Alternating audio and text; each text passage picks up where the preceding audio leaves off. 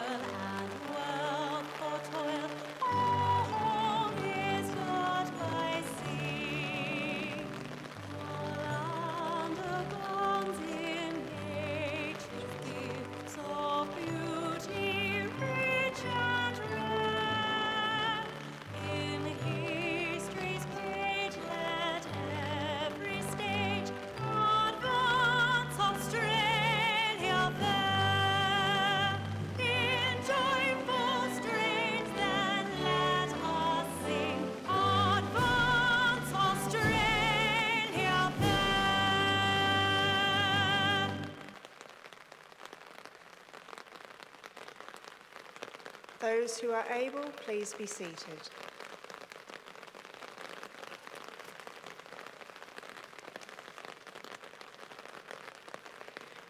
The Australian War Memorial was the vision of Charles Bean, Australia's First World War official historian. Bean landed with the Australian troops on Gallipoli and stayed with them at the front through to the end of the war. The idea of this national memorial and museum came to him at Pozières, France, in the depths of the bloody fighting of 1916. Bean's idea was that this would be a place where families and friends could mourn loved ones buried in faraway places. It would also be a place that could help all Australians understand what these men and women had endured and what they had done for us. Bean's vision, to which we remain true, is best expressed as inscribed in the entrance to the memorial's galleries. Here is their spirit, in the heart of the land they loved, and here we guard the record which they themselves made. Tonight we will read the story behind just one of those on the Roll of Honour, which lists the names of more than 103,000 men and women who have given their lives for us in war and on operations for more than a century. But first, we present a lament, Flowers of the Forest. Wreaths and floral tributes will now be laid at the base of the Pool of Reflection.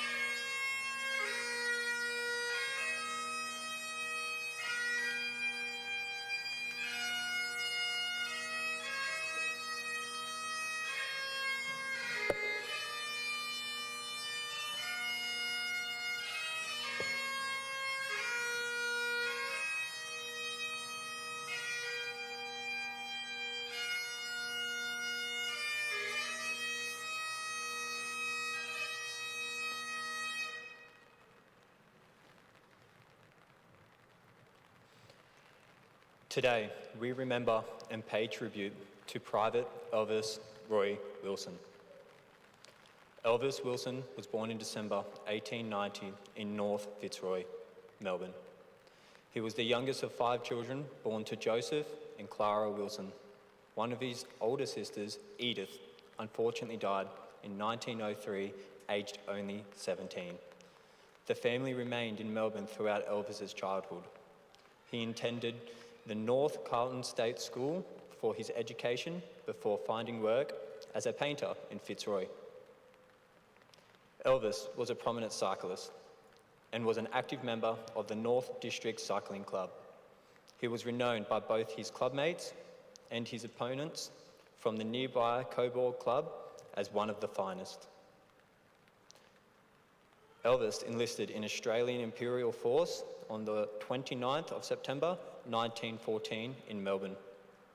He was assigned to the 14th Infantry Battalion with the rank of private and commenced his initial training at Broadmeadows Camp on the outskirts of Melbourne. After 3 months of training, Elvas left Australia in HMAT Berrima on the 22nd of December 1914, bound for Egypt. Elvas arrived in Egypt with the 14th Battalion on the 31st of January 1915. He spent the next few months training outside Cairo before the battalion was transferred to the Greek islands of Lemnos in preparation for the Gallipoli campaign. The involvement of the Ottoman Empire in the war threatened British interests in the Middle East, and particularly shipping routes and the Suez Canal. The planned landing of troops on the Gallipoli Peninsula was part of wider British naval operation, which aimed to force the Dardanelles Strait, capture the Turkish capital of Constantinople, and ultimately force the Ottoman Empire to withdraw from the war. The 14th Battalion landed at Anzac Cove on the afternoon of the 25th of April 1915 as part of the 4th Brigade shortly after the landing. Elvas was removed from the peninsula after suffering from pneumonia. He returned to his battalion in early May, who were involved in establishing and defending the Anzac front line around the reserve gully.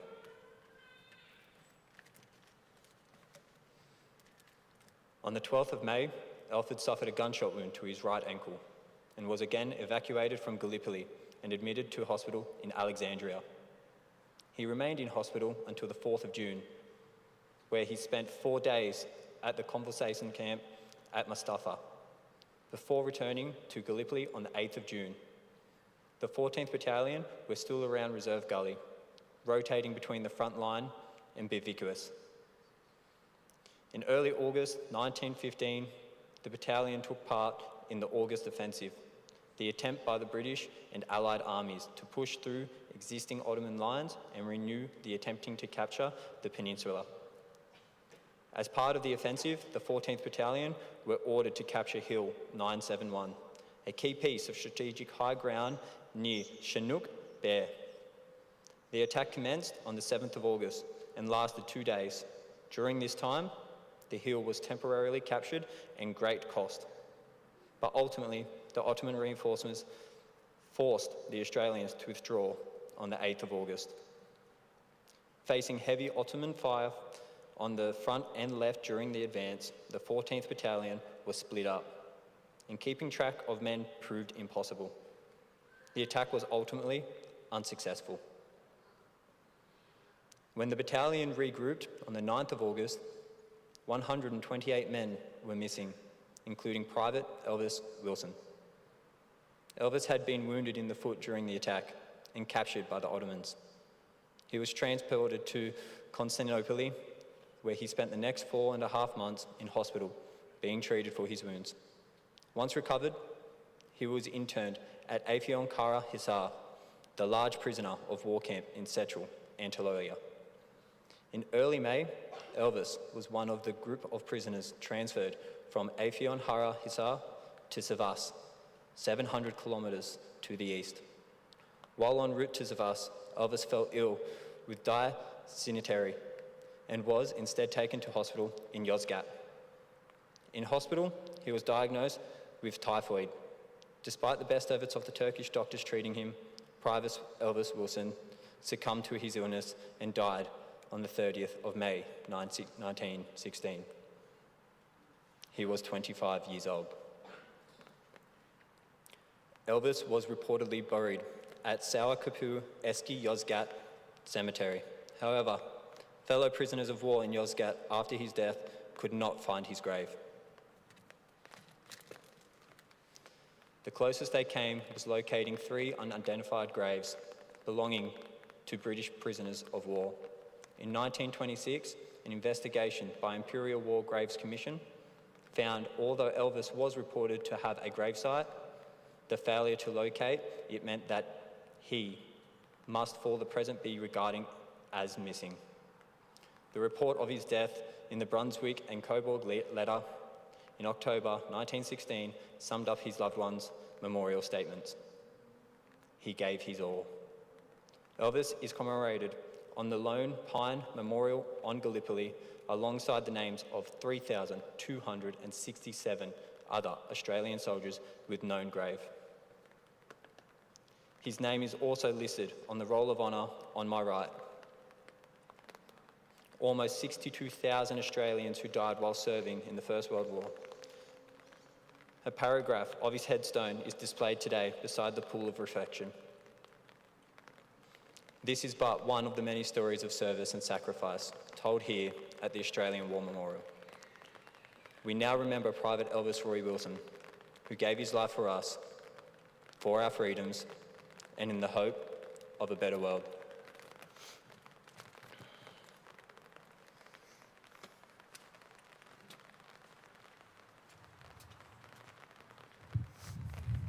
Please stand for the reading of the Ode and the sounding of the last post.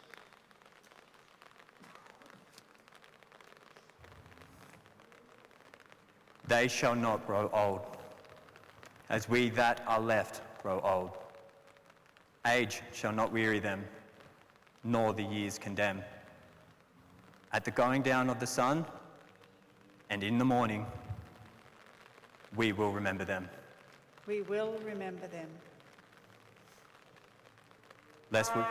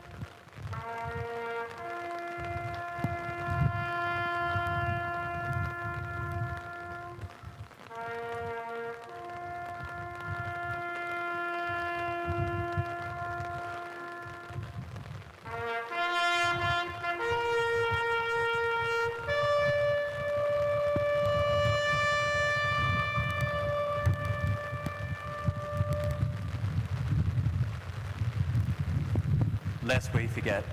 Lest we forget.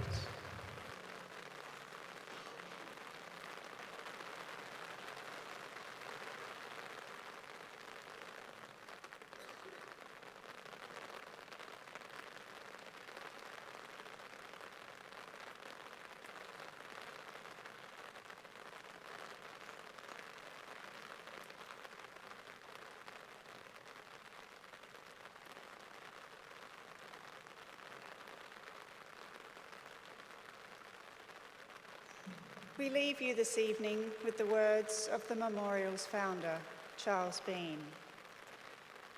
Many a man lying out there at Pozières or in the low scrub at Gallipoli, with his poor, tired senses barely working through the fever of his brain, has thought in his last moments, well, it's over. But in Australia, they will be proud of this.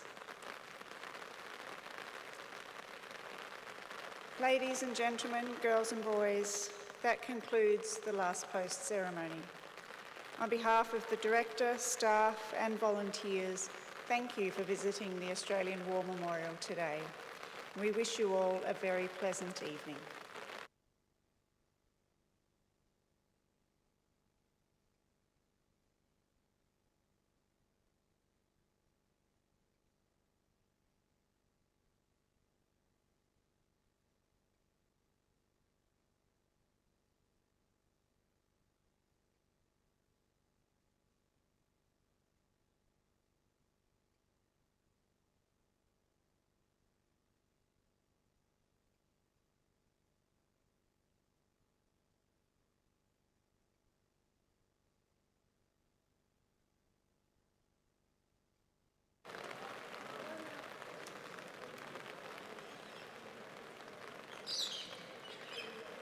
For the delegation from the Order of St. John, please assemble in the cloisters to my left, where your tour guides will meet you shortly.